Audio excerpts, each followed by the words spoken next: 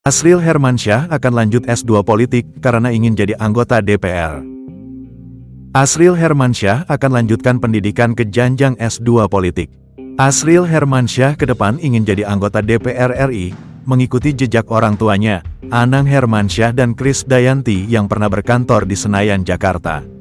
Iya, ada rencana masuk dunia politik, karena kan aku ngeliat pipi, panggilan untuk Anang Hermansyah, dulu awal masuk DPR. Mimi juga masuk.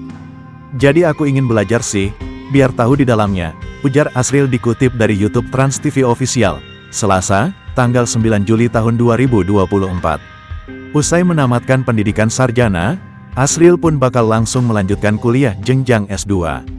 Demi mewujudkan keinginannya masuk ke dunia politik, Asriel pun mengambil kuliah S2 jurusan politik di Perguruan Tinggi Negeri di Surabaya. Rencananya, kekasih Sarah Menzel itu bakal memulai perkuliahan jenjang S2-nya di bulan Agustus tahun 2024.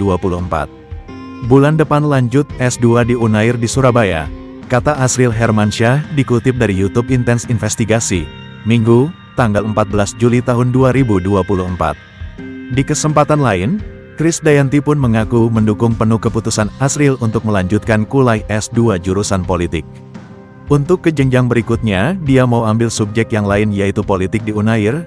Saya dukung sekali, ungkap Krisdayanti dikutip dari YouTube Intens Investigasi, Minggu, tanggal 14 Juli tahun 2024.